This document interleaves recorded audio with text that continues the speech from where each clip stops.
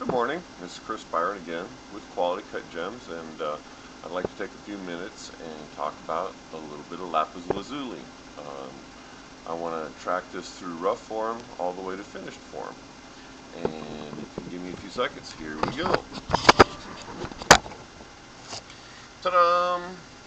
This is a great big piece of lapis. This particular material is Indian.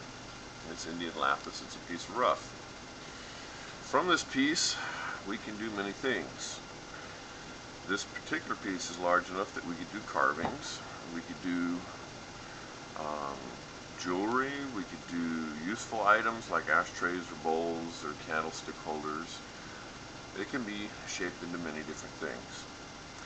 For my purpose, and particularly today, I'm going to talk about cabochons, because usually lapis is either inlaid or it's cut in a cabochon. This is some pretty material.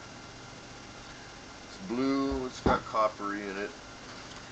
From our next step that we go there, well, we create what's known as cubed up or gem pieces that could be taken apart such that we can see what's in it, and we can see what grade it is, and see how it looks, and check for inclusions, and check for, usability, basically.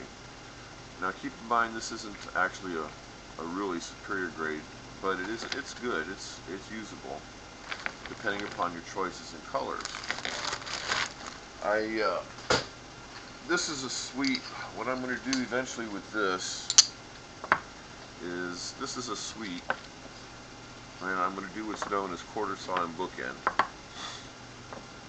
this material, such that the inclusions line up with it.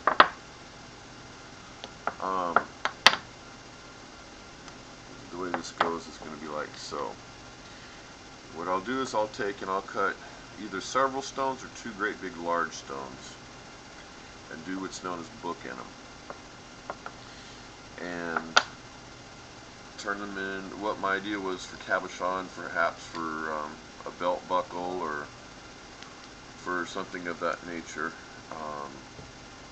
perhaps a concha belt, or perhaps something very, very large. Some people do like very, very large jewelry.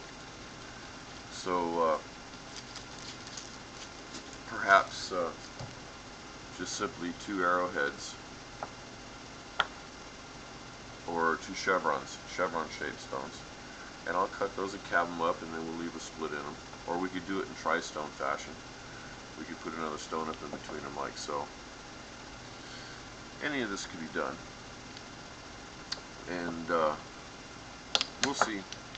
Depends on my what creatively turns me on that day. Now, as far as cabochons are concerned, we'll go from that material, and then we'll bring it to this state. And these are cabochons that have been run through the machines. They're all what's known as preform. Okay, this is preform goods. They're just barely shaped. They're rough. They're kind of beginning to look like what we need. Now, from this stage, we'll take them on into what would be pre-polish, and then polish, and then more to our usable stage, which will be over here, which will be this.